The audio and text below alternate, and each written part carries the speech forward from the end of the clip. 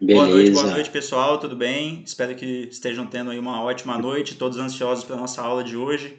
Chegamos aqui no dia 4 de setembro, já a nona aula da turma 3, e a nossa professora de hoje vai ser a Carolina Giacomo, e o tema da aula vai ser inteligência emocional e desempenho, tá? Espero que todo mundo aproveite aí. E, Carol, tá com você. Boa noite, muito obrigado, hein?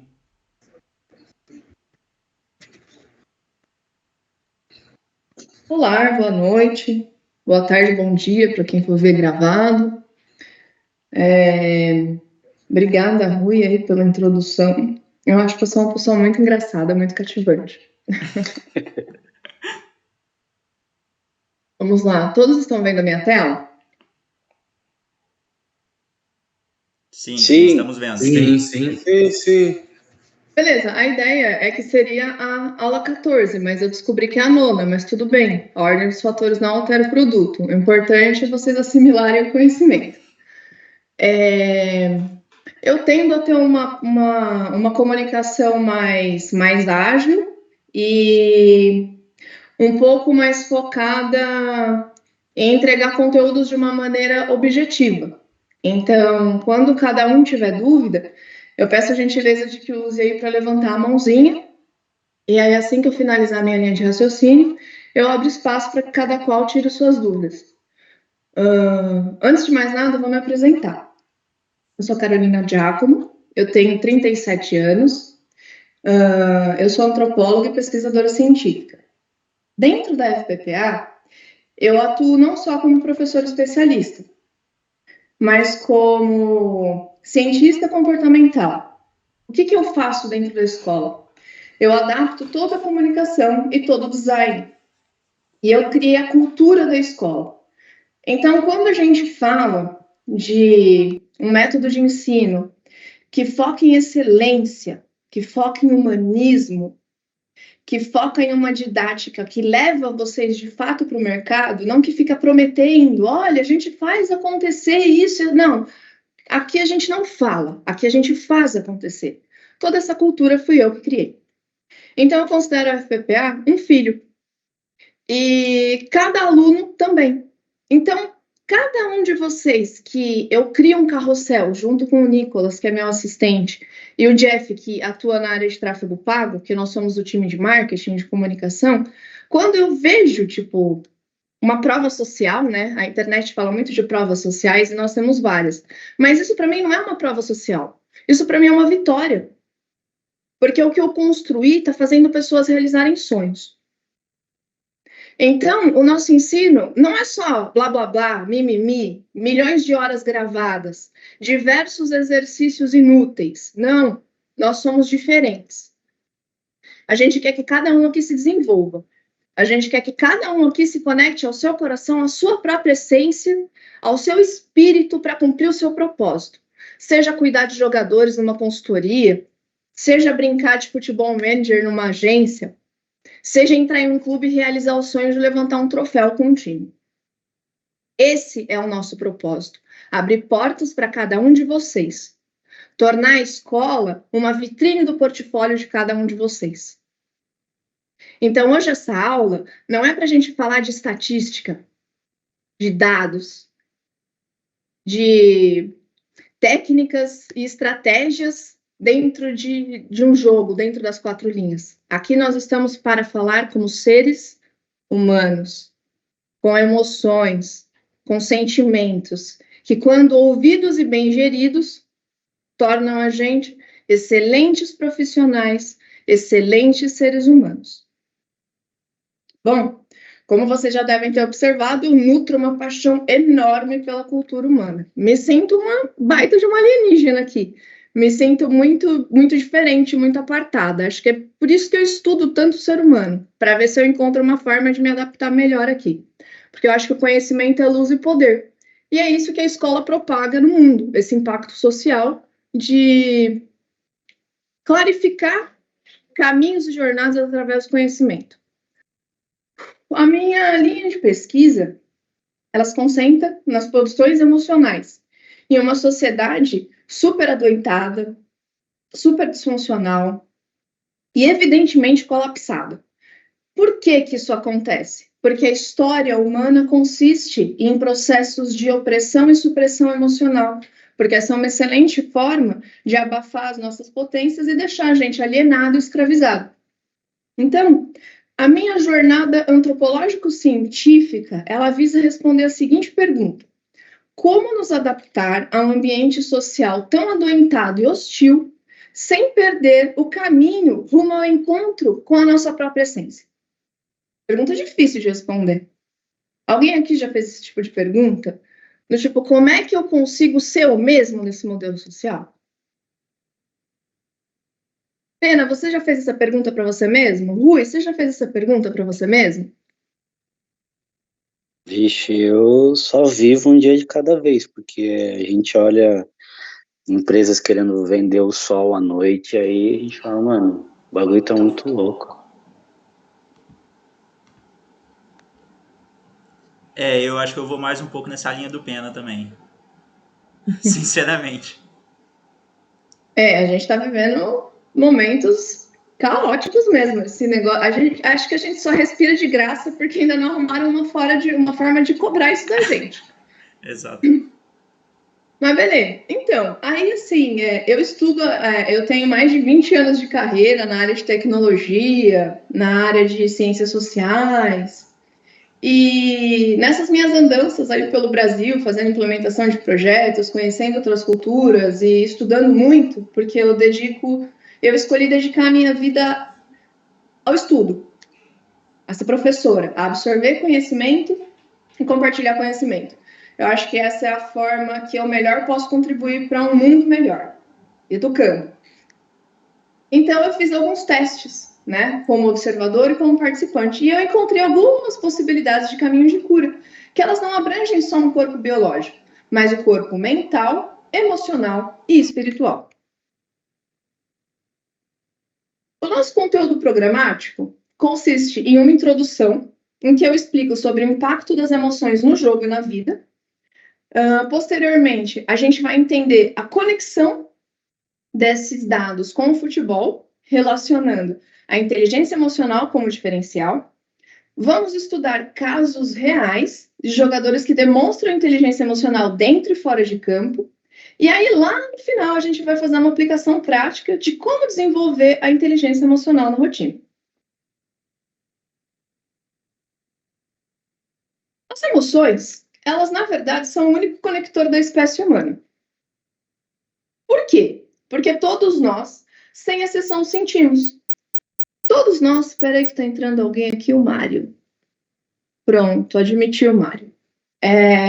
Todos nós, sem exceção, produzimos emoção. Que nem o sistema capitalista. Ele é altamente extrativista. O que é extrativista? É segregador. Se você não tem dinheiro, você não consegue chegar a determinados espaços. Legal. Mas ricos, pobres, miseráveis, classe média, abastados, burgueses ou não, sentem. Não é curioso?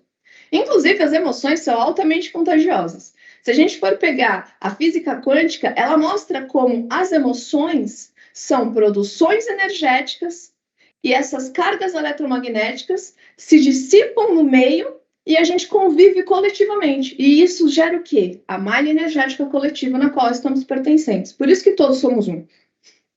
Porque todos estamos unidos pelas emoções. Então, assim, não importa a etnia, cor de pele, orientação sexual, religião, posicionamento político, nada. A gente se une através das emoções. E nós, desde que nascemos, somos naturalmente produtores dessas emoções. A gente nasce e morre com sentimentos, sensações, que eles se dão através de pensamentos, que são os diálogos internos, ou através do convívio social. Pesquisa científica. Nossa, mas a Carol está falando aí de emoção, e como assim? Eu sou uma cientista, eu adoro dados, eu adoro estatística, eu adoro fatos. Por isso que eu gosto de conectar a emoção à parte espiritual e à parte científica, porque, a meu ver, ciência e espiritualidade são faces da mesma moeda. A gente está falando das mesmas coisas, com linguagens diferentes. Então, essa aula, ela deriva de um estudo que tem como objetivo o levantamento e o desenvolvimento e a disseminação de possibilidades de caminho de cura para a espécie humana, que sofre nessa experiência dual entre bem e mal. Então, assim, para a gente alcançar a fraternidade social, né, a gente precisa primariamente cuidar das nossas impressões emocionais. Porque quando a gente se entende, quando a gente valida. Desculpa.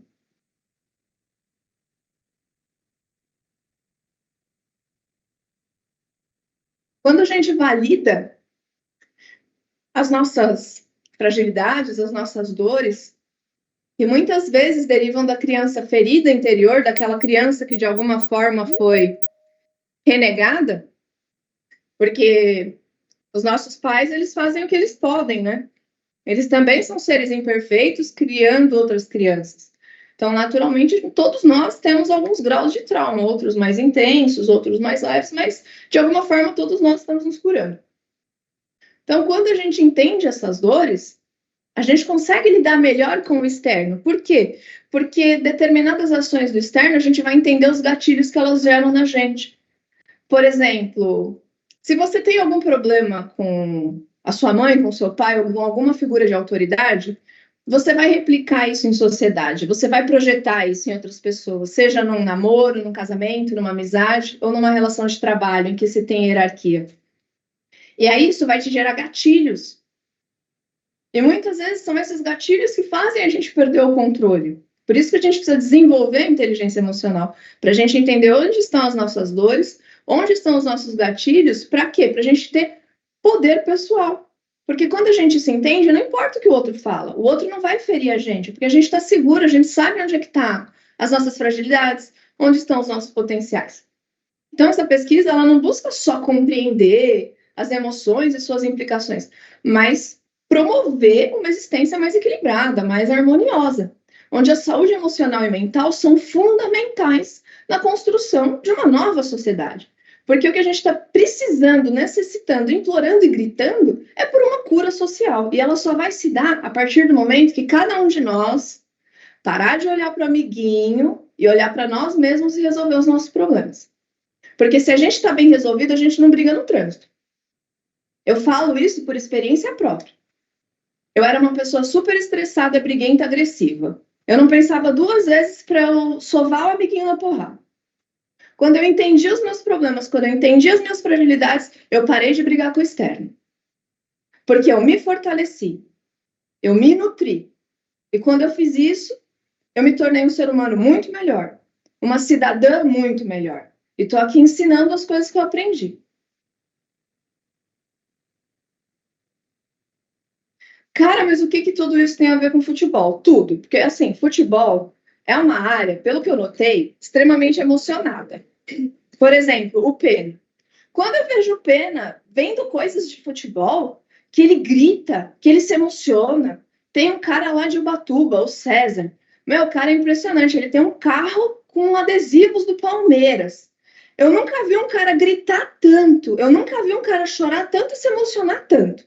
Então, assim, cara, o futebol é altamente emocionado. E, assim, quando eu estudei um pouco dessa cultura, eu me surpreendi, me identifiquei, porque, assim, eu também sou altamente emocionada. Tanto que hoje eu tenho uma afeição pelo Corinthians, porque eu acho que eles têm um posicionamento político legal, são rebeldes, vão lá se precisar, estão lá para pancadaria. Eu gosto disso, eu acho que a gente precisa de uma revolução social. Acho que a gente precisa de movimentos mais rebeldes para a gente começar a fazer uma diferença, sabe? Mas enfim. Bom, eu já falei sobre isso. Quando nos tornamos pessoas melhores, nos tornamos profissionais melhores e de alta performance. O Pena levantou a mãozinha. Pode falar, Pena. Só para deixar bem claro que é o Corinthians time, não a diretoria, tá? Então, tipo, a Gaviões ali, a torcida faz. Não é o time, o que a diretoria faz é uma merda, mas eu expliquei tudo para ela, ela entendeu o Corinthians e também gosta do Liverpool. Então, é só para deixar claro. Sim, gosto do Liverpool também. Acho bacana o posicionamento deles, são reacionários. Eu acho que a gente tem que ser mais assim. A gente tem que parar de brigar mais entre a gente e se rebelar contra o que de fato precisa se rebelar, né? Mas enfim, nós estamos aqui para falar de política e não estou aqui para fazer um motim, estou aqui para dar aula. Quando a gente se torna pessoas mais equilibradas e conscientes das nossas emoções, a gente desperta um novo patamar de presença e inteligência relacional. O que é inteligência relacional? É a nossa habilidade de se relacionar com os outros. O autoconhecimento, ele oferece essas bússolas internas, que elas guiam a gente em situações de conflito, de pressão e de desafios intensos. Então, é isso, a gente precisa aprender a reconhecer os gatilhos, e quando a gente identifica o gatilho, a gente não atirar. A gente respirar fundo e se controlar. É fácil? Não. Mas a gente insistindo, esse processo vai se assimilar no nosso sistema neural e vai se tornar mais natural. Profissionais de alta performance, eles não são só bons tecnicamente, eles são emocionalmente disponíveis, eles são mentalmente focados e eles são humanos em sua potência. Quando a gente desenvolve essa questão de gestão interna e tudo mais, a gente se torna mais colaborativo, mais resiliente e mais criativo. É importante a gente entender que o ser humano, em essência, ele é criativo. É que o nosso jeito de estudar, né, o nosso modelo educacional, o nosso jeito de trabalhar, ele abafa a criatividade. Né? Porque o nosso modelo social ele não gosta de quem questiona. Quem questiona é um ser de alta periculosidade. Por quê? Porque ele pode corroer aquele modelo que já está funcionando, que já está dominante há muito tempo e já está explorando todo mundo. Então, vem um ser que começa a questionar: opa, você é um problema. Então, por isso que a gente precisa trabalhar de uma forma criativa, a gente precisa exercer a criatividade. Quando a gente é criativo, a gente trabalha muito melhor. E o que é a criatividade? É a gente pegar aquele conhecimento que a gente absorveu e transformar ele em algo prático. Isso é inteligência criativa. Então, por exemplo, a gente vai fazer essa aula aqui, no final eu vou colocar exercícios práticos. Por quê? Porque eu estou estimulando a inteligência criativa de vocês, para vocês desenvolverem esse processo dentro de vocês e conseguirem replicar ele, não só na vida profissional, mas também na vida pessoal.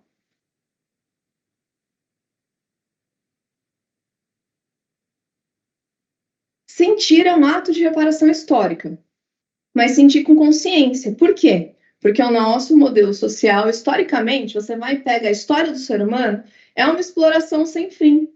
É um sistema escravagista, depois esse sistema se remodela, ele se torna um sistema capitalista que mercantiliza tudo e que domina e coloca a maioria como mão de obra explorada.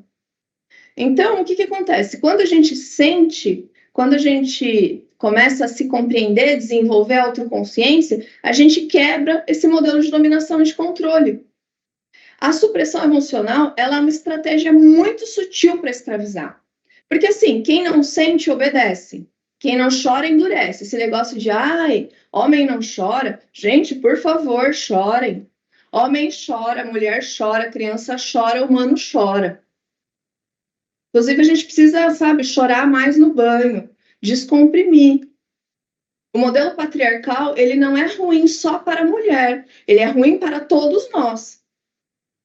Porque ele impede a mulher de ter segurança, ele impede a mulher de ter certas vivências, por mais que a gente esteja vivendo um momento de ascensão da independência feminina, tanto que a taxa de natalidade tem caído, e os modelos de família tradicionais, eles têm ruído. Então, assim, é ruim para a mulher, mas é ruim para o homem. Porque o homem, quando olha os seus sentimentos, quando ele vive mais centrado no coração, ele também vive mais feliz. Como é que você vai viver uma existência inteirinha endurecida em que você não chora e que você não sente? Por que você está encarnado num corpo humano? A gente veio aqui para sentir. É através do sentimento que a gente se desenvolve enquanto ser. E todos nós temos o direito de sentir. Então, a gente precisa romper esse padrão para a gente herdar esse direito de sentir, de gostar, de não gostar, de viver, de existir de uma maneira mais libertária e mais autônoma. Porque quando a gente expressa as nossas emoções de forma equilibrada, a gente inaugura um novo pacto social, mais humano, mais justo, mais potente. Então, sentir é um ato extremamente revolucionário. É a gente se reconectar com a própria verdade. É a gente aprender a partir dela. É a gente transformar o mundo. Cada emoção acolhida é um grito de liberdade ecoando contra séculos de silenciamento. E o futebol é pura emoção, dentro e fora das quatro linhas. O futebol é um território que ele pulsa a cada lance. O pessoal grita em arquibancada, dá aquele frio na barriga, xinga o juiz, xinga não sei quem, é aquele choro, assim, é a torcida gritando, é o pessoal suando em vestiário. Cara, isso é altamente emotivo. Nesse universo não tem neutralidade, tanto que, assim, diversas vezes tem reportagens aí dessas torcidas organizadas se batendo. O que é isso? Isso é produção emocional. Esses encontros conflituosos, eles são pactos sociais para quê? Para você descomprimir emocionalmente, para você botar para fora o seu lado primitivo, porque o ser humano, em essência, na primitividade dele, ele é altamente violento, ele é altamente agressivo. Então, o que acontece nessas torcidas organizadas? Eles canalizam a agressividade. Então, olha quanta emoção tem no futebol. Então, assim, vamos lá, todos lá. Mas o futebol, antes de tudo, ele é humano. E a emoção é um estado bruto, coletivo, visceral. Então, entender essa chave e cuidar da saúde mental é transformar esse jogo. É a gente trazer potência e consciência emocional de quem nós somos. Estatísticas e casos reais. A sociedade global, ela enfrenta uma crescente epidemia de transtornos mentais e emocionais. A OMS, que é a Organização Mundial de Saúde, ela constatou que mais de 300 milhões de pessoas estão sofrendo com ansiedade, depressão. Aumentou mais de 25% em apenas um ano de pandemia no Brasil. Então, assim, 26,8% da população apresenta algum grau de ansiedade. E eu me coloco nessa estatística. Eu tenho crise de ansiedade, eu sou hiperativa e eu tenho a síndrome do pensamento acelerado. Como eu resolvi tudo isso? Desenvolvendo autoconhecimento. Passando a me ouvir ao invés de abafar as minhas emoções.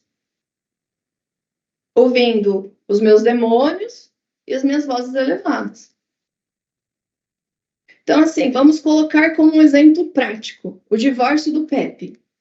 A vida pessoal dele afetou a profissional. Gerou uma fase super instável no Manchester. Olha que dado estatístico para provar por A mais B como as emoções afetam tudo, a nível individual e a nível coletivo. O Tite, ele enfrentou uma crise de ansiedade, ele recusou assumir o Corinthians porque ele estava cuidando da saúde mental. Ele falou assim, olha gente, eu não estou pronto para retornar ao trabalho. Isso é coragem. Ele assumiu as emoções dele. Ele foi nobre com ele mesmo. Ele foi empático, ele foi amoroso com ele mesmo. Porque ele falou, olha, gente, sinto muito, eu não dou conta. Tá na hora da gente fazer mais isso, tá na hora da gente ser mais humano. Então, assim, esses dados, eles mostram o quê? Que as questões emocionais impactam diretamente no desempenho e na tomada de decisão no esporte de alto rendimento. Por isso que a gente precisa ter uma abordagem mais humana. E é isso que a gente ensina na escola. Agora vamos para os estudos de caso. Messi. Eu gosto muito do Messi. Acho ele um cara super legal. Acho ele muito simpático. Ele é um cara muito ele mesmo e não tá nem aí. Ele é muito autêntico. Ele é um excelente exemplo de inteligência emocional. E ele mostra isso de uma maneira muito sutil, mas também poderosa. Ele é um cara muito silencioso. E muitas vezes isso é interpretado como timidez ou como essa questão de talvez ele ser do espectro autista. Mas isso é estratégia de foco. No silêncio, a gente se preserva muito emocionalmente. O silêncio é altamente nutritivo. Essa hiperprodutividade, esse excesso informacional, destrói a gente internamente, destrói o nosso campo mental e emocional, porque o ser humano precisa de pausas. A gente precisa de momentos de ócio. O ócio é solo fértil, o ócio é criativo. Que nem vocês vão pegar toda essa aula, é muito conteúdo.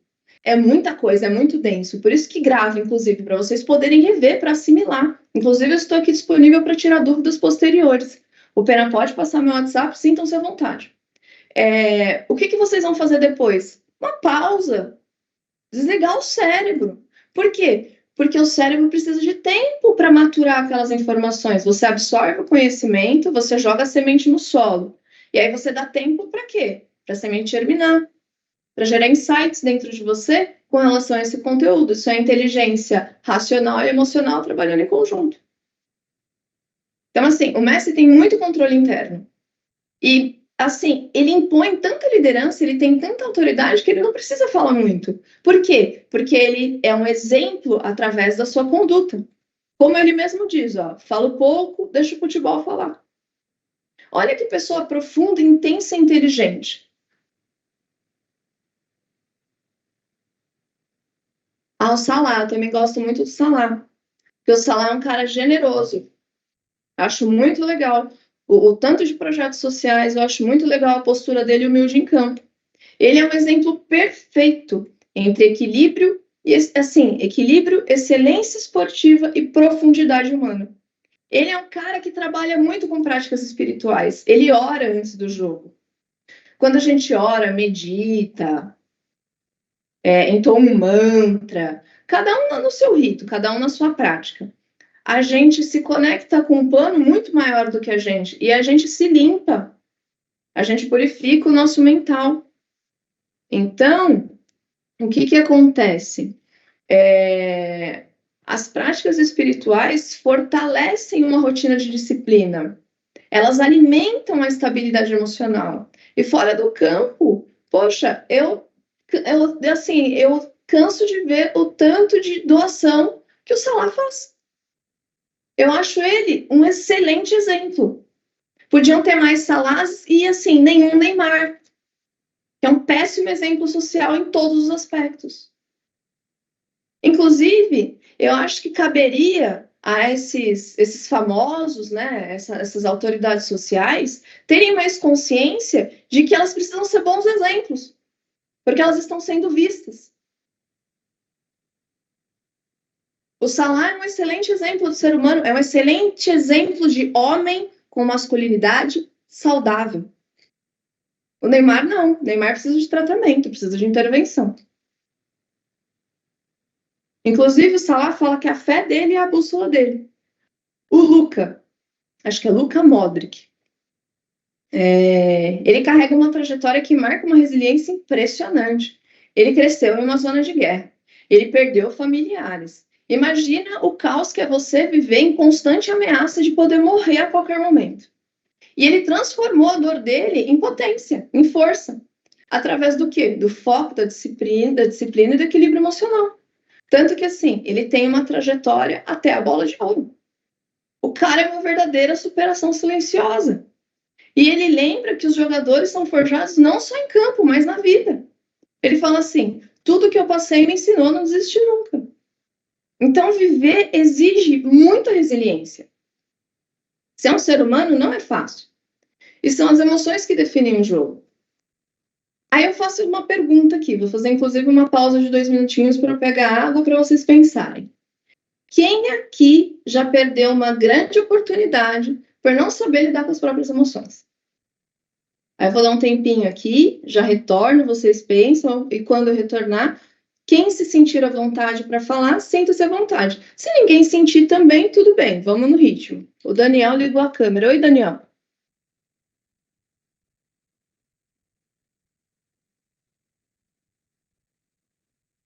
Bom, gente, eu já retorno, 2 minutinhos.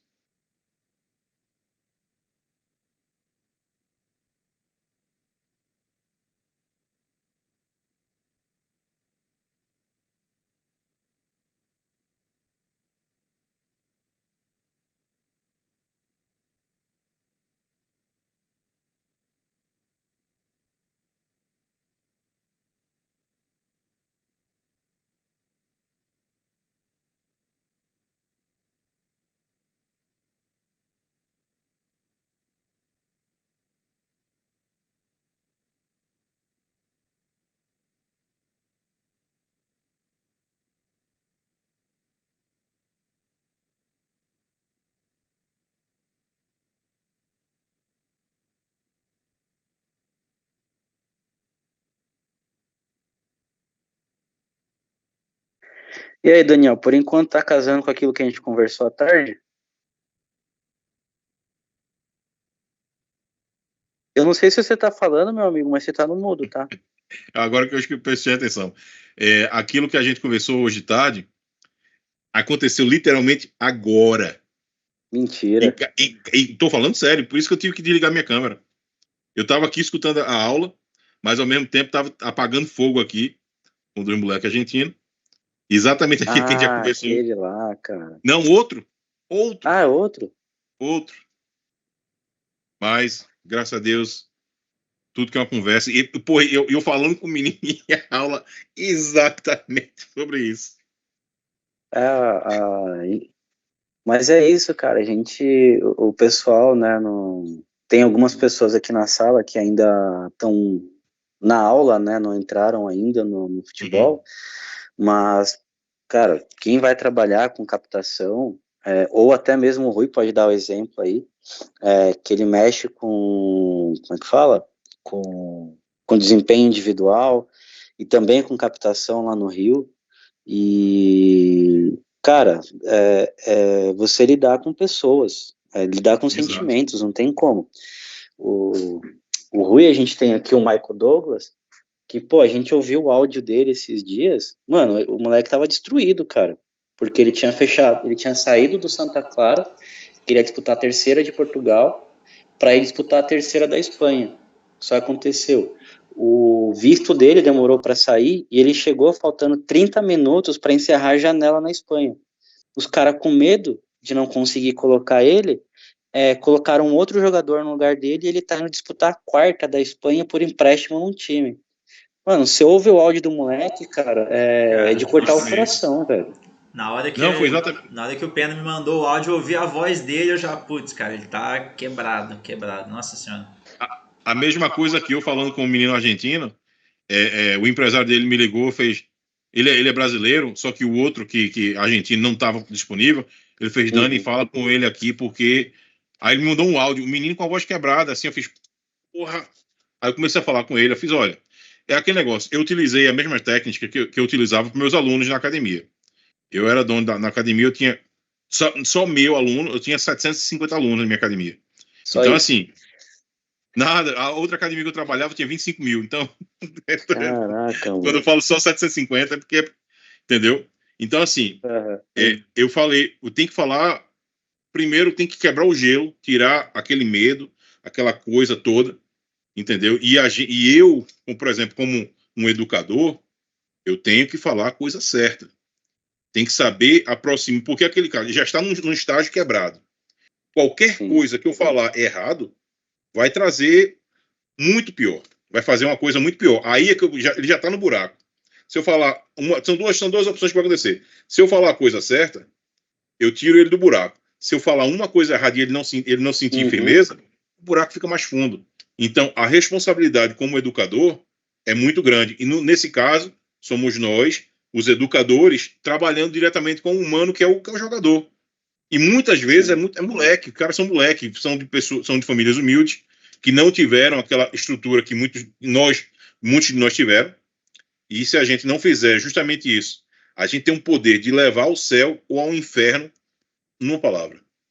Então, para poder quebrar esse gelo, para poder tirar essa névoa do pensamento do jogador, a gente tem que ter muito cuidado.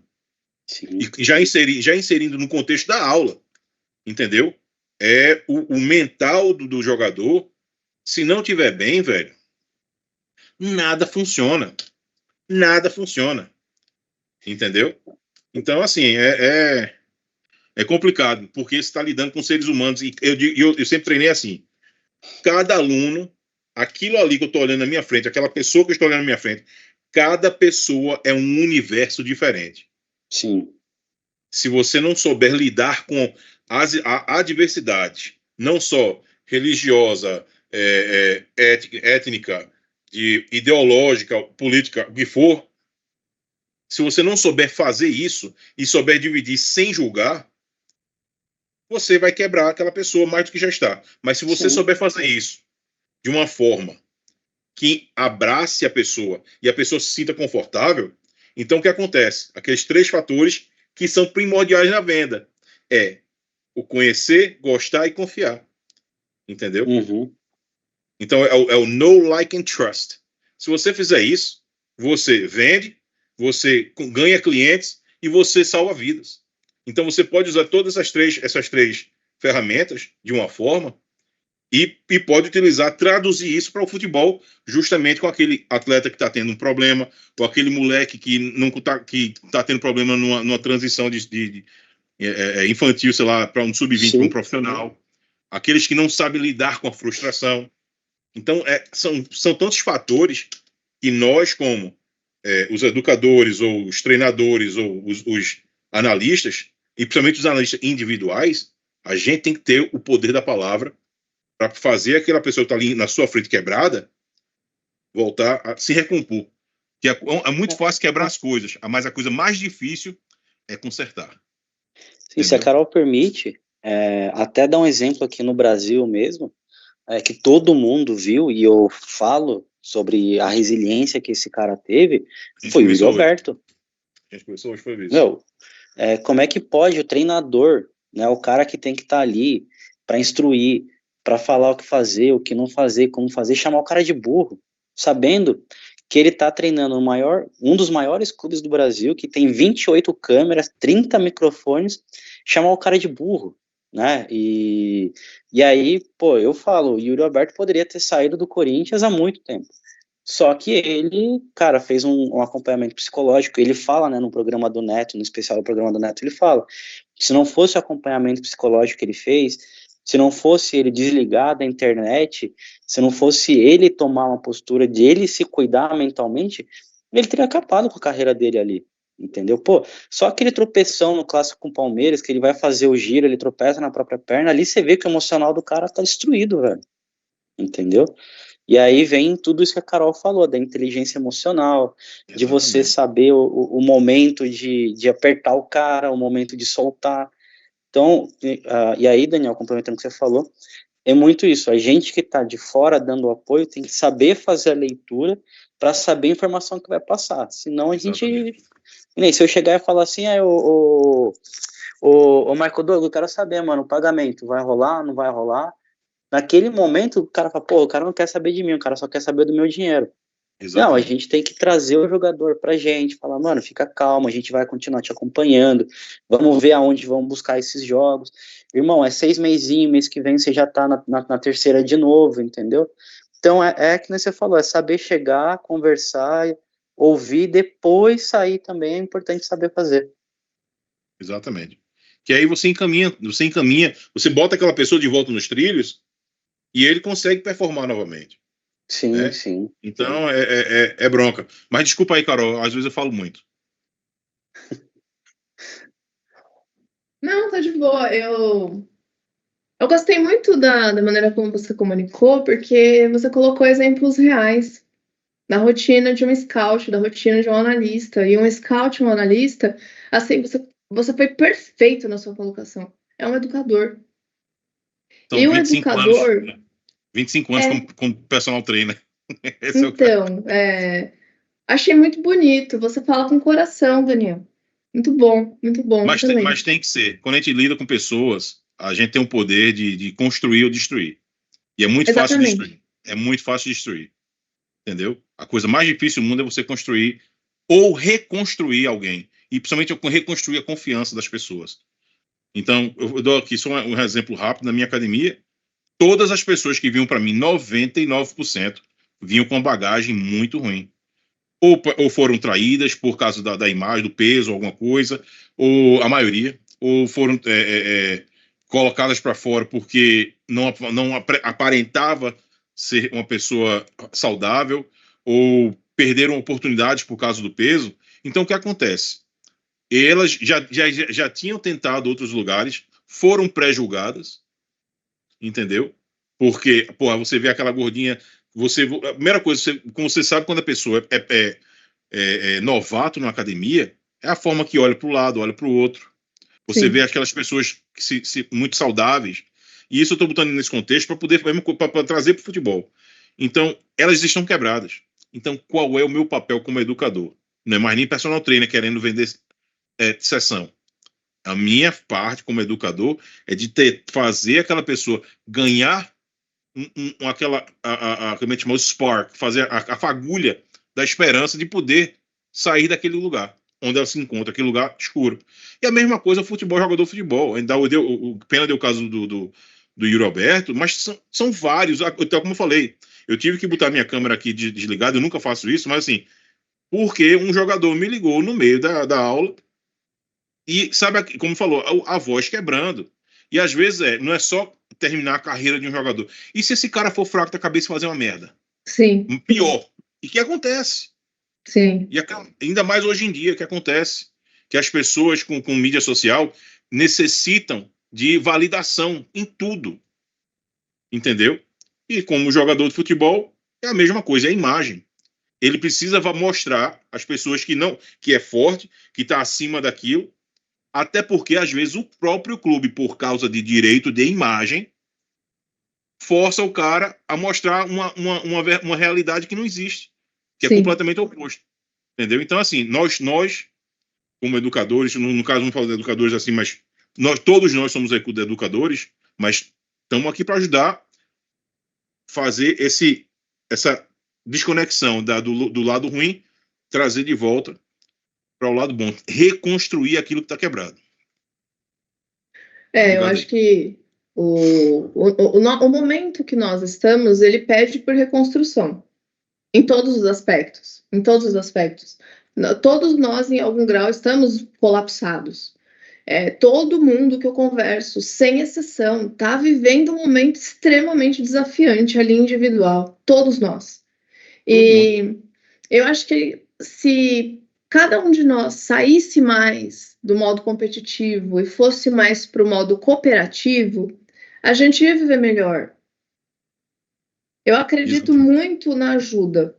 Eu sou uma pessoa que, assim, se eu tenho a oportunidade de ajudar sem me lesar, cara, eu ajudo na boa. Exato. Todas as vezes que eu precisei... Uma coisa que eu digo é, a gente tem que olhar os problemas não na primeira pessoa, mas na terceira pessoa.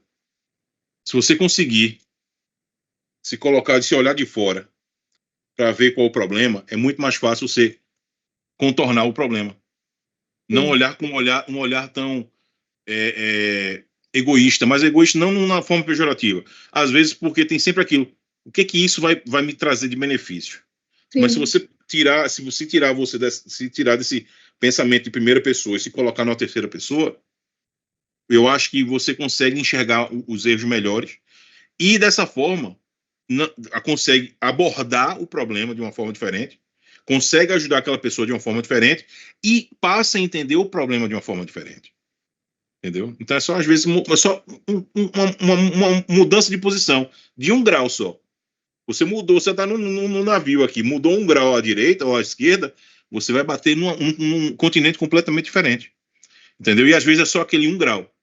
1 grau de diferença. Não precisa ser uma coisa muito extraordinária. É só 1 grau de diferença. Entendeu? Sim, e olha que curioso, né? Como o nosso desenvolvimento individual, ele depende do convívio social. Os jogadores. Um jogador ligou para você emocionalmente colapsado. Ele estava quebrado. Muito. Ele buscou um porto seguro em você. Veio você, terceira pessoa, e mostrou uma outra perspectiva, porque você estava fora daquele olho do furacão que esse rapaz estava. Então, olha que curioso como um pode ajudar o outro no desenvolvimento. O educador, o verdadeiro educador, ele é um curador. Porque na nossa palavra habita a cura, mas também habita o veneno. Por isso que a gente precisa entender, eu sou uma pessoa que eu tendo a gostar mais de trabalhos individuais. Eu gosto muito de dar aula, eu gosto muito de comunicar, eu gosto de palestrar, eu gosto de ter momentos de socialização, mas pontuais. Eu sou uma pessoa que gosta mais de ficar em estado de introspecção. Mas para mim, para o meu desenvolvimento, para eu cumprir minha missão, é essencial eu socializar. E quando eu socializo, o Marcos levantou a mão, legal. E quando eu socializo, eu aprendo muito com a experiência dos outros e com a perspectiva dos outros a respeito de mim. Marcos, pode falar, fica à vontade. Opa, vocês estão conseguindo me escutar bem aí? Tô sim. Show de bola. Eu entrei no início da aula, mas eu estava sem microfone, acabei não conseguindo aqui trocar aquela ideia no início da aula. Mas eu queria desejar boa noite aí para todo mundo. E eu queria perguntar uma coisa que dialoga com a sua especificação, mas que não está diretamente relacionado com a questão das emoções. Eu comecei a, de fato, estudar futebol esse ano, né? E o meu modelo de jogo, a minha ideia de jogo na qual eu me baseio muito como ideia modelo, é o do Mourinho. Tem gente que vai gostar do Guardiola, que vai ser o tic-tac ali, vai ter gente que vai gostar mais do Klopp pela intensidade, o Gegenpress que eles falam. Eu gosto do Mourinho. E numa entrevista do Mourinho, eu vi ele citando um filósofo, eu vi ele citando o Hegel. E aí eu pensei assim, cara, eu vou passar aqui pra ver qual que é o negócio do Hegel. Por que ele tá citando um filósofo pra falar de futebol, né? E aí eu não tive oportunidade ainda de parar pra ler. Eu tô meio corrido, tá? Final de semana eu tô trabalhando também. Então eu não tive muito tempo pra parar, assim, realmente descansar e fazer essa leitura. Mas eu vejo lá que ele fala da verdade tá no todo, a verdade não tá tão na especificidade. Eu vejo isso na minha área, por exemplo. Eu tenho que fazer uma reunião com o atleta. Eu não vou fazer uma reunião com o atleta focado só ali na cutícula do dedo, na questão ultra técnica do futebol, mas tentar sair um pouco ali. Ele errou nesse lance porque ele tá de fato errou, teve a condição do campo, atrapalhou, ele tá voltando de uma lesão, então eu acho que essa questão filosófica dialoga também. A minha pergunta é, dentro da filosofia, dentro da sua área assim, de atuação, você vê algum outro nome, talvez, para me indicar, assim, porque eu possa fazer uma leitura, buscar ter esse conhecimento que talvez dialogue com a área de atuação? Cara, existem diversos filósofos. Eu acho que o seu caso, você poderia estudar mais Sócrates. É, Ele tem umas perspectivas bem amplificadas. Ele é um grande pensador. E você pode começar a conectar aquelas informações com a rotina. E se você está buscando por filosofia, você já está querendo entrar em questões existenciais muito profundas. Então, caberia você validar quais são as questões existenciais que existem dentro de você, não só existenciais, da sua rotina, e começar a usar a inteligência artificial como sua assistente de estudos. Eu faço bastante isso já. Eu dialogo com ela. Eu chego lá e eu coloco determinado pensamento. Por exemplo, eu acho que hoje as relações estão muito efêmeras. Elas estão muito utilitaristas. O que é utilitarismo? É aquele networking do tipo, ai, nossa, eu tenho um contato não sei aonde. Então, é utilizar aquela pessoa como uma peça de tabuleiro. E eu acho que isso corrói o tecido das relações humanas. Eu acho que isso destrói um pouco da nossa humanidade, deixar tudo utilitarista. O capitalismo ele impulsiona muito a gente a fazer isso, mercantilizar tudo, inclusive as relações. E aí eu busquei um filósofo que me desse uma bagagem para eu estudar um pouco mais sobre isso, porque geralmente quando a gente tem questões filosóficas, questões existenciais, tenha certeza de que algum filósofo no passado já fez esse questionamento e já elaborou alguma linha de raciocínio, que você pode utilizar ela como base para criar algo seu, algo individual. O que eu posso fazer para te ajudar com essa demanda? O Pena vai liberar o meu WhatsApp para todos vocês, em algum lugar aí, não sei onde é. Manda uma DM para mim que eu vou te dar as instruções e vou te liberar alguns exemplos de comando para te ajudar nesse processo. Pode ser? beleza, fechou. Beleza. Tem mais alguma dúvida? Não, é que realmente eu acabei esquecendo de citar na pergunta, mas o que mais me chamou a atenção no Hegel é a superação a partir da contradição, né? E aí, isso tem muito a ver com uma área que é subjetiva, porque nossa área não é. O futebol não é ciência, né? É uma coisa muito de opinião ali. Então, acho que essa ideia de superação a partir da contradição acaba dialogando muito com o que a gente faz. Ah, legal. Faz sentido a sua perspectiva. É realmente isso. É observar os contrapontos e todos eles são subjetivos.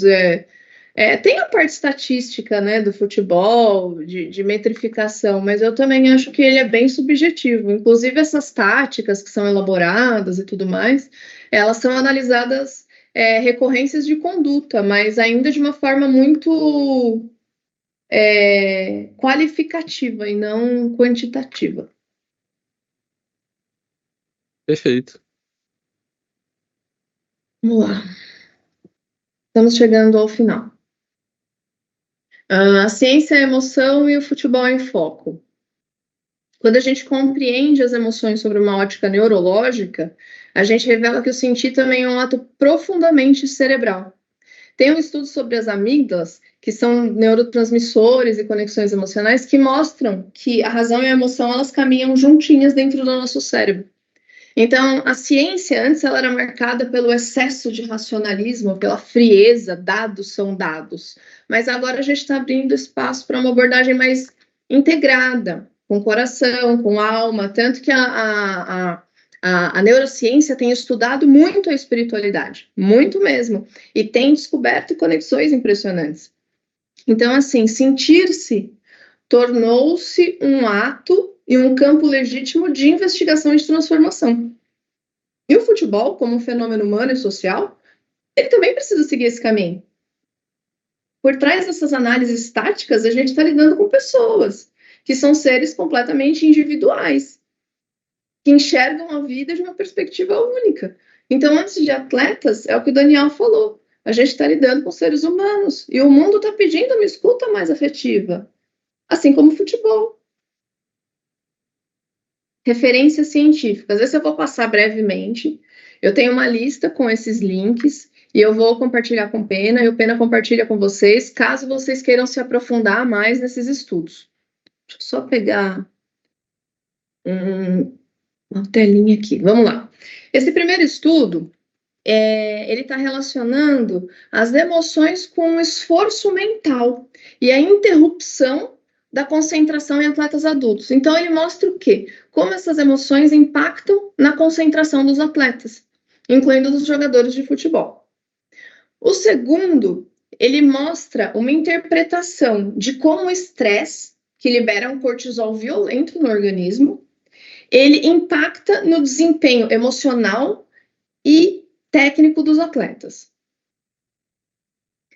Já o terceiro foca na consciência emocional e aí ele faz uma monitoria neural de como os atletas atuam, como o sistema neural se modula, quais são as partes que são mais afetadas, que produzem mais neurotransmissores, sob estados de pressão. O quarto, ele mostra o engajamento emocional e como ele melhora a decisão em ambientes de alta pressão. Já esse ele fala do estudo da pressão emocional e como isso pode gerar fissuras, como isso pode gerar falhas no desempenho, mostrando a importância dessa regulação, dessa autorregulação. Já o penúltimo, ele analisa os padrões emocionais dos fanáticos. Eu achei esse estudo muito interessante. E ele mostra essas conexões extremamente profundas e intensas com o futebol. O último, ele revela como os jogadores de elite processam decisões complexas. Inteligência emocional em ação. Como desenvolver a inteligência na rotina? Porque aqui a gente não explica só o conceito, a teoria. Aqui a gente explica toda a teoria e já joga para a prática. Porque o conhecimento ele só é verdadeiramente assimilado quando você coloca ele ali, ó, mão na massa. A rotina. É importante a gente ter hábitos, né? Ter ritualística dentro da rotina, porque é isso que nos burila. E assim, eu estou ensinando isso para vocês e é muito difícil para mim praticar. Então, eu estou me colocando na roda como ser humano. Mas assim, a meditação ajuda muito. Ela aumenta o nosso nível de consciência, porque quando a gente medita, a gente baixa o nosso nível de racionalidade. E a gente dá espaço para ouvir vozes mais genuínas de nós mesmos. Que nem nesse meu quadro de hiperatividade, de ansiedade e tudo mais, eu consumo cannabis. Porque ela me ajuda no foco, no autocentramento e no silenciamento. Então, muitas vezes, o que eu fiz? Eu preciso meditar. Nossa, eu estou muito agitada, eu estou com a mente muito acelerada. Eu consumo cannabis. Eu vou lá, faço um chá. Quem gosta de café, toma café, que café deixa você mais agitado, né? Mas um suco, alguma coisa, toma um copo de água. Coloca um som que te relaxe em um fone de ouvido. Senta confortavelmente. E pausa. Faz o seu ócio ali. Medita. Se escuta. Dá espaço para você entender o que vai surgir dentro de você mesmo, porque nesse monte de falação interna a gente não se ouve de verdade, a gente vive em ruído interno e externo. Um negócio que me ajuda muito, que eu pratico há mais de 1.300 dias, diário. A escrita, neuralmente, descomprime. Ela nos descomprime emocionalmente. Quando a gente escreve, quando a gente fala, a gente está materializando o que a gente pensa. Quando a gente escreve, quando a gente fala, a gente entende melhor a gente mesmo. E um diário é ótimo, porque é você com você mesmo, ninguém está te julgando. Você não precisa se censurar. Você tem medo que alguém encontre aquela folha de papel depois? Queima, joga fora. Tem um aplicativo excelente, o dele, o que eu uso. Ele nem fica salvo na nuvem, ele só fica salvo no servidor. Ninguém tem acesso. E ele é bem prático, é bem tecnológico. Inclusive, passo o link depois para quem quiser usar. É uma prática que me ajudou muito. Ele gera gráficos do meu comportamento. Então, durante 3 anos, não, acho que é mais, 1.300 dias, já estou fazendo, acho que uns 3, 4 anos. Ele gera gráficos. E aí eu configurei de uma forma que eu consegui identificar quais que eram os meus gatilhos, o que me desequilibrava. Eu consegui me conhecer muito melhor. Então, registro é muito importante. Ter pausas de autoquestionamento. Você, poxa, veio uma emoção de raiva, de irritação, de frustração, de tristeza. Poxa, por que eu tô assim? O que aconteceu? Se ouve com afeto. O afeto, o amor está disponível para pessoas, independente de gênero. Se ouçam com mais cuidado, com mais afeto. Poxa, por que eu tô assim? Por que eu tô chateado? Exercícios de respiração controlada. Tem diversos exercícios que você pode pesquisar na internet, exercícios de descompressão. Você está em crise de ansiedade, você está nervoso, você está estressado, você está em um momento... Se enfia um carro, se enfia em algum lugar e faz essa respiração aqui, ó. Puxa com força, solta com força, ó. Isso vai gerar um comando para o seu cérebro de excesso de oxigenação e você vai se acalmar. Quantas e quantas vezes essa respiração me tirou de crises de ansiedade? E essa é só uma das diversas que tem disponíveis. Hoje a gente tem, assim, essa ferramentinha aqui que caminha nas nossas mãos o dia inteiro, chamado smartphone, é um superpoder. É que a humanidade ainda não está ligada. O quanto a gente pode se desenvolver com essa telinha na nossa mão. Estuda sobre respiração. Vai ajudar pra caramba. Só essa respiração aqui que eu ensinei pra vocês. Putz, tô nervoso. Se enfia no carro, vai no banheiro, arruma um lugar. Faz isso daqui 7 vezes. Você vai terminar mais calmo. Por quê? Porque o seu plano mental ele vai oxigenar tanto que ele vai limpar. Você vai parar de pensar. E quando a gente sai daquele caos, a gente consegue enxergar as coisas de outra perspectiva. A prática regular da empatia. Difícil ser empático nesses tempos, porque a humanidade está tão caótica que a gente às vezes não quer conviver com o humano. A espécie humana não gosta do humano. A gente convive com as pessoas, dá as costas e fala mal delas. A gente está julgando todo mundo o tempo inteiro. Melhor a gente desenvolver um pouco a empatia, do tipo, poxa, aquele fulano brigou comigo hoje, mas será que foi comigo? Ou será que ele não está estressado com as coisas dele e projetou aquilo em mim? A gente parar de personificar a conduta dos outros. Do tipo, isso foi comigo. Muitas vezes não é com a gente. Na maioria das vezes, inclusive, não é com a gente. Então, regular essa empatia, colocar isso sempre na rotina. Vai atender um atleta, se coloca no lugar dele. Entende a dor dele. Pelo que eu entendi, atletas jovens sofrem, eles penam na mão dos pais. Cuidem desses atletas. Protejam esses atletas dos pais. Os pais conseguem ser muito tóxicos e destruir vidas. Não permitam que isso aconteça. Ajudem esses atletas, porque esses atletas estão implorando por socorro.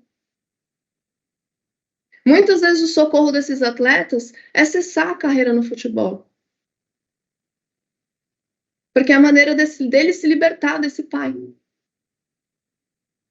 Então, carreguem consigo esse tipo de consciência da responsabilidade que vocês têm quando estão lidando com jovens que estão ainda em formação comportamental, emocional, mental e social. Pausa consciente.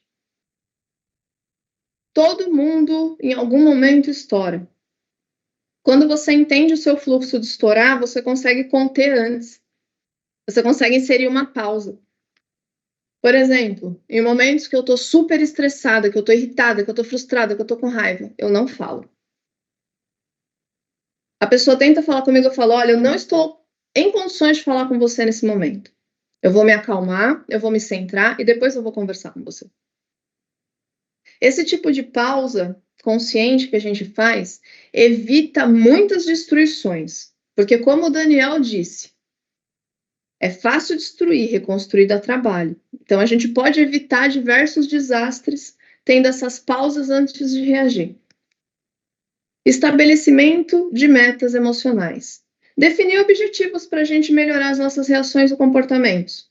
Por exemplo, eu sou uma pessoa mais agressiva. Como é que eu vou calar? Eu vou reprimir isso? Não. Eu vou canalizar de uma maneira criativa e saudável. Como eu faço? Eu jogo jogos mais violentos de videogame.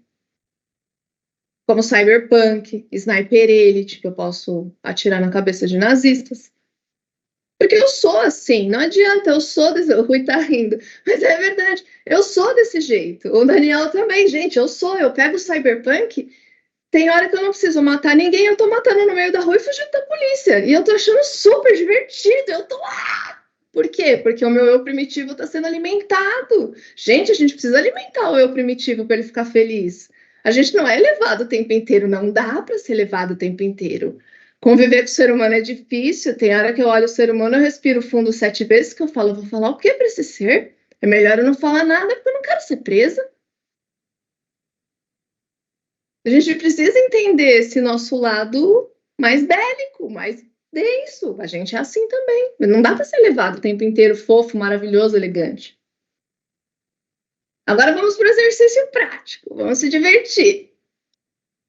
Eu estudei bastante, fiz uma pesquisa e aí eu consegui fazer uma analogia com cartão vermelho e um cartão verde. Porque vocês usam cartão amarelo, vermelho no jogo de futebol. Então, agora, como é que a gente vai aplicar isso? A gente vai pegar um papel ou uma tela aí no celular, no notebook de vocês, e vocês vão escrever um pensamento ou um hábito que te desestabilize em situações decisivas. Um exemplo, eu preciso acertar sempre, senão eu perco a credibilidade. Aí depois, vocês vão escrever uma atitude que fortalece vocês em atuação. Exemplo, eu consulto meus dados com calma antes de me posicionar.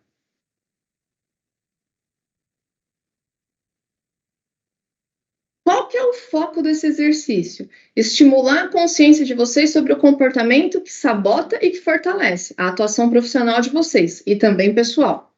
Isso ajuda scouts, analistas, consultores a identificarem padrões emocionais e aí o que acontece? Identifica o que impacta na performance, o que impacta na decisão dos ambientes, nas dinâmicas, e aí vocês vão conseguir se enxergar com maior equilíbrio e clareza. E aí vocês vão entender melhor como vocês funcionam sob pressão. Qual que é o benefício dessa prática? Desenvolver uma consciência. E aí vocês vão conseguir fazer o quê? Gerar uma autorregulação emocional mais inteligente. E isso é essencial para trazer clareza e resiliência para vocês em situações de pressão, no futebol ou em qualquer aspecto da vida. E isso fortalece essa mentalidade mais saudável e estratégica, melhora a qualidade do trabalho, o bem-estar pessoal, e ela gera maior excelência profissional. Então, a gente vai fazer uma pausa de 15 minutos. Eu acho que 15 minutos é muito. Eu acho que vocês conseguem fazer isso em 7. O Daniel quer falar. Peraí, pode falar, Daniel. Sabe como é que eu... Vai soar um pouco engraçado, mas sabe como é que eu lido com certas vezes com essa pressão, e às vezes é mais por causa de opinião das pessoas? Eu utilizo a metodologia rato. Já ouviu falar? É bem nordestino. É aquele que faz tomar no cu, eu quero saber da tua opinião. Sensacional, velho. Sensacional. Então, Eu mas assim, gostei dessa. entendeu? Mas assim, é engraçado, mas às vezes, eu até falei com Pena hoje, a gente, mais ou menos assim, é uma coisa que eu tenho 3 filhos, tá? 9, 12, 15, que Meu eu sei, Deus. né? Então assim, mas é engraçado que eu falo para ele assim, não deixe ninguém te pressionar por questões de imagem, não ligue para a opinião das pessoas, você só liga para a opinião das pessoas, para aquelas pessoas que realmente têm alguma coisa importante para você, tem uma presença. Então, diz assim, ó, eu digo para eles, se as pessoas vão te dar fazer uma crítica que não seja construtiva, que seja para te botar para baixo, você diz assim, e eu sou curto e grosso, você diz assim, ó, você paga minhas contas? Não. Então, rato. É assim que eu digo para eles, e eles dizem mesmo. Só que eles não dizem o resto da frase, né? Aí a galera fica, rato? Que porra é rato? Deixa ele ficar pensando. Entendeu? Aí Entendi. essa é uma forma que eu sou de Recife, essa forma recifense de fazer, porque se você não criar essa barreira, você acaba se deixando levar a sua vida baseado na opinião das pessoas. E é Sim. justamente isso que cria muitas das crises existenciais que existe hoje em dia na nossa sociedade. Por quê? É a busca pela validação. E isso aqui é que nem a palavra. Pode te trazer ao céu, mas pode te trazer ao inferno. Sim. Entendeu? Então, assim, eu fiz esse comparativo engraçado, mas é justamente isso. Se as pessoas conseguirem criar essa barreira e esse escudo, muito dos problemas são sanados porque eles não deixam, mesmo que aconteça, vai ter aquele shield, né? aquele escudo para te proteger desses problemas existenciais que são gerados a partir das opiniões alheias. Né? É só para descontrair um pouquinho. Mas eu acho que assim, por mais que você tenha colocado isso de uma maneira cômica, as pessoas têm muitos problemas porque elas buscam validação social ao invés de elas entenderem qual que é a essência delas. Isso se dá porque a gente é instigado desde criança a se comparar com o outro. Essas comparações destroem a gente. Porque a gente, ao invés de olhar o que a gente quer ser, o que a gente quer fazer, a gente fica olhando o que o amiguinho tem, o que o amiguinho deixa de ter. Isso destrói a gente. É complicado. Tanto que, assim, fora da escola, eu tenho um ecossistema, um projeto educacional que eu realmente ensino as pessoas a arrumarem a própria essência. Tem essa questão de dúvidas existenciais. Eu dou aulas mais focadas numa parte de cultura humana, do ser humano se encontrarem, dessa questão mais espiritual, mais de física quântica, né? Além de eu dar aula na escola com relação a essa temática. Porque eu acho que está faltando muito esse tipo de educação, esse tipo de ensino, um ensino prático, de como um manual de como você ser um ser humano, porque ninguém está sabendo direito como ser um ser humano. Eu também não, eu estou fazendo testes e estou catalogando, e aí o que eu vejo que dá certo eu ensino, entendeu? Mas vamos lá, Só não ensine o rato, tá? Tá bom, não, isso daí fica aqui na aula, fica entre a gente. Não vou espalhar. Então, assim, vamos fazer uma pausa aí de uns 5 minutinhos, porque também já tá ficando tarde. Aí vocês fazem um exercício, a gente finaliza, e aí, se vocês tiverem dúvidas, vocês podem abordar aqui ou também podem me mandar DM, tá bom? Então, 5 minutinhos eu já volto.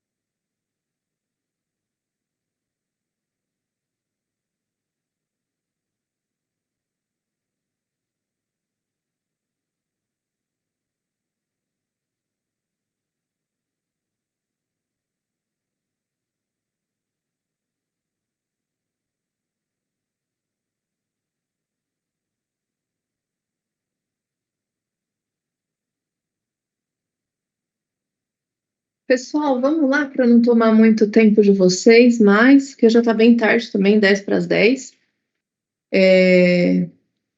Quanto ao exercício, alguém quer colocar algum ponto dele, expor? Se não quiser, tudo bem também, porque tá tarde, pode me mandar DM.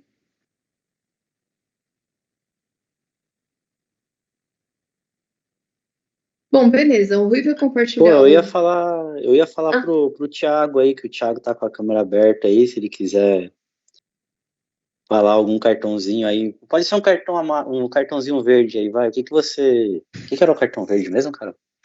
Peraí, vou voltar aqui. Cartão verde é ter estabilidade financeira. Olha, esse é um cartão legal, hein? Nossa, eu vou dizer que não é nem cartão verde, é cartão raro, velho. Não tem preocupação, porque trabalhador, se ficar um mês sem trabalhar, meu amigo, não é fácil, não. Não. O meu é ter a última voz em casa. Esse daí acho que é mais fácil estabilidade financeira. Mas a última palavra aqui é minha, né? Sim, senhora. É, sim, senhora. Tu é nordestino também, pô. Sim, senhora. Não, mas eu queria agradecer. Eu achei muito legal. Eu achei legal que vocês olhar para esse aspecto não é só falar, né? É fazer também. Então, saber que a Carol trabalha com vocês, né? E traz esse tipo de discussão. Esse tipo de discussão é importante, é interessante. E eu gostei muito, achei muito legal. Você poder vislumbrar esse.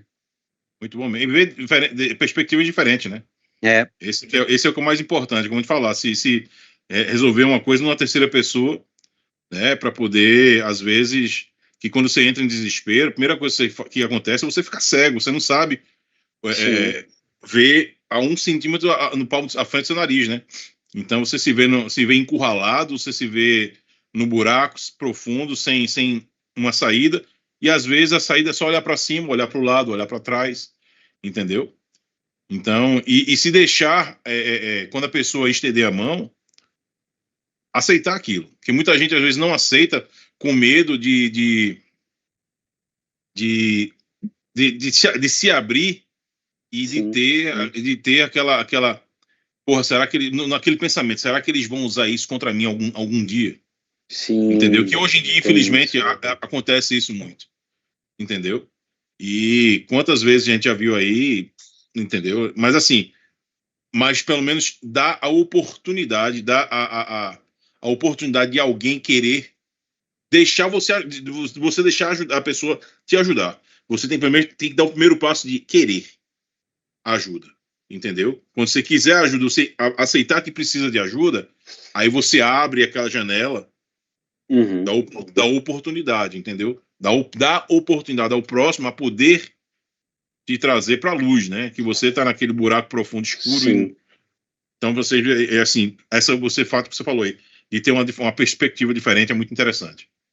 E eu acho que assim, cara, pode falar, Thiago. Vai lá, pode ir, Pena, pode ir, depois eu falo. Não, casado com isso que o Daniel falou, eu acho que assim, se você abre uma janela ou uma porta para falar sobre um problema com alguém e a outra pessoa não sabe como utilizar isso mostra que ela está imaturamente, ou né, acho que uma palavra mais fácil de utilizar na frase a pessoa não tem maturidade o suficiente para ouvir o outro. Então imagina quanto essa pessoa não está atrasada ao ponto dela não conseguir ter paciência para ouvir só o outro. Porque às vezes você está falando um problema, você não quer que a pessoa te traga a solução, você só quer falar. Porque o ato de você falar o problema, às vezes durante o ato que você está falando, você se responde, mas você está verbalizando aquilo, né? Então eu acho que quando a pessoa ela fecha essa porta ou ela utiliza essa sua fala no momento delicado, mostra que ela tem uma imaturidade enorme, entendeu? Exato. E às vezes a pessoa nem está falando o problema para você escutar. Ela está falando o problema só para exteriorar o problema. Você só está ali, entendeu? Você fica ali e não faz nenhum julgamento, só escuta.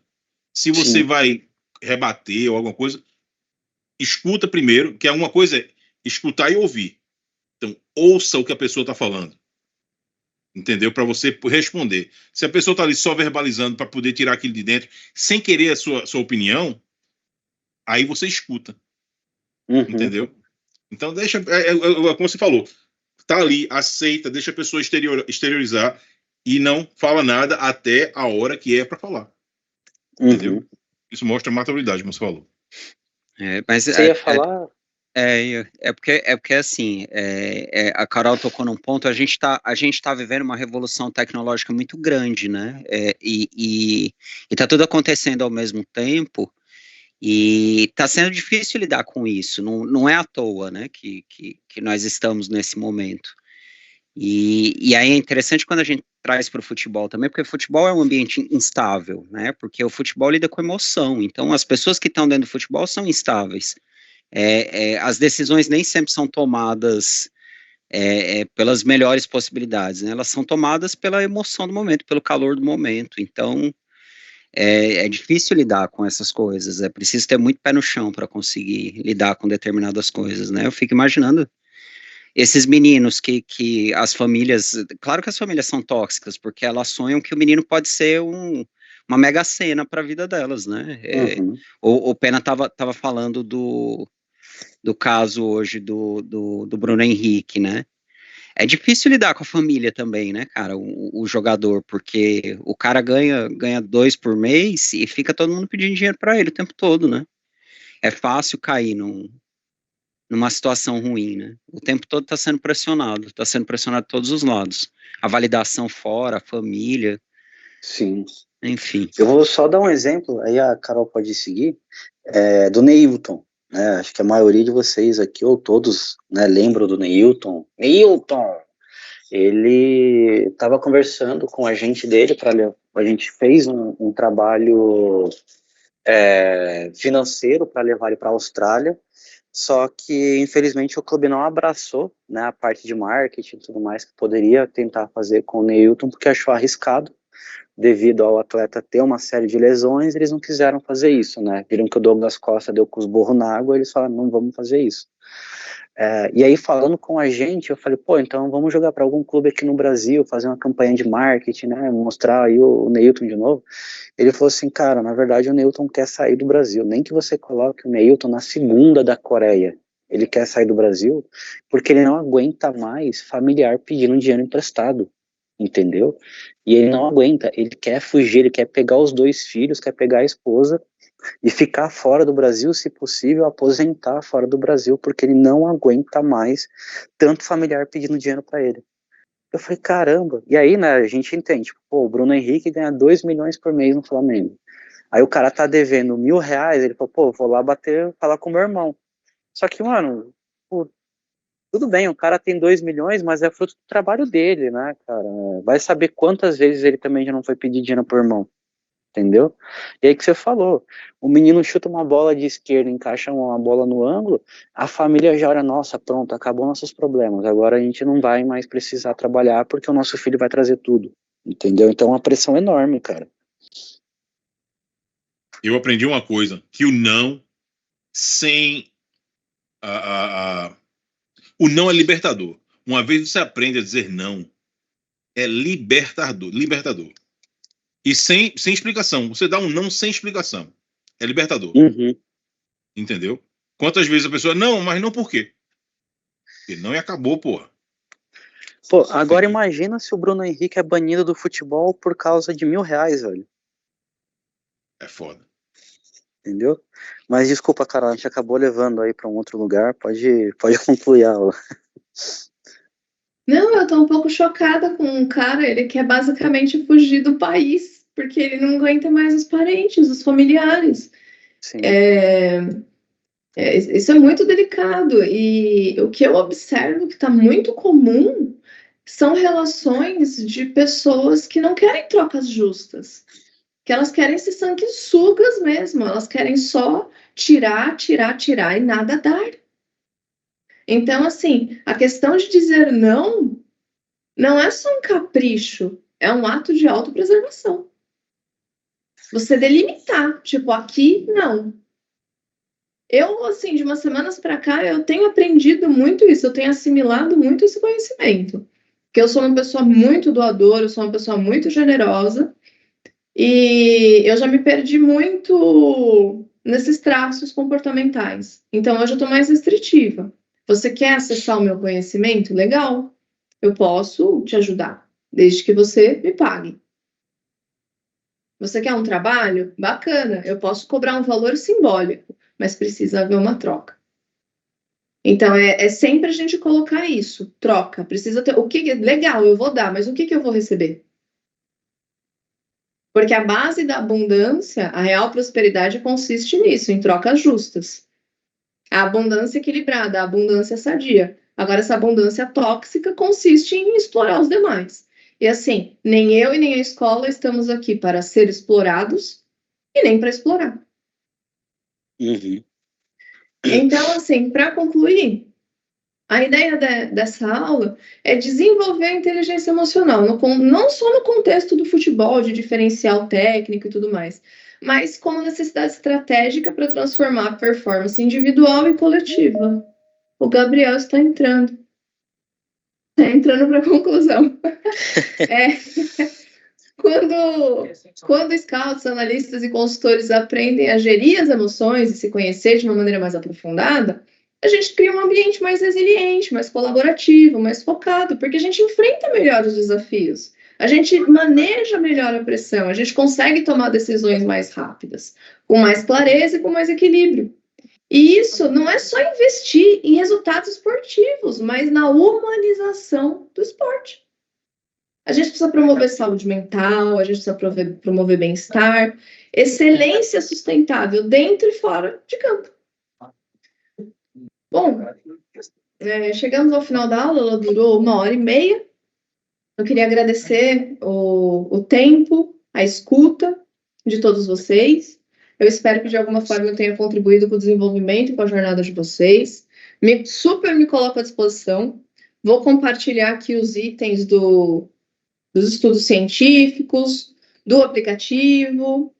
Vão compartilhar também o meu WhatsApp. Fiquem à vontade para entrar em contato comigo. Às vezes eu demoro um pouquinho para responder, porque eu cuido da minha filha, da minha mãe, da minha avó, da escola e do meu ecossistema. Então, eu faço muitas coisas, mas vocês fiquem tranquilos que eu respondo para todo mundo. Tá bom?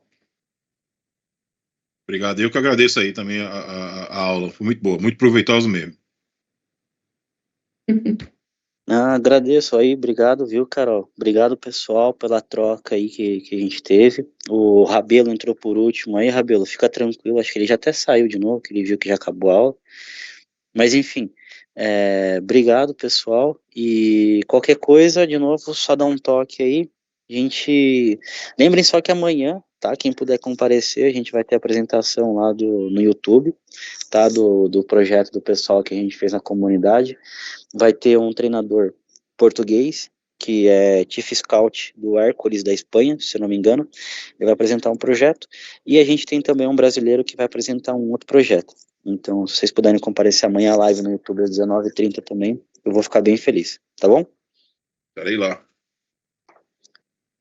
Valeu, pessoal. Obrigado. Uma boa noite a todos. Obrigado. Boa noite, pessoal. Boa noite, pessoal. Todo mundo, qualquer coisa, é só chamar aqui, tá? Pessoal, boa noite, obrigado. Valeu, gente. Abraço.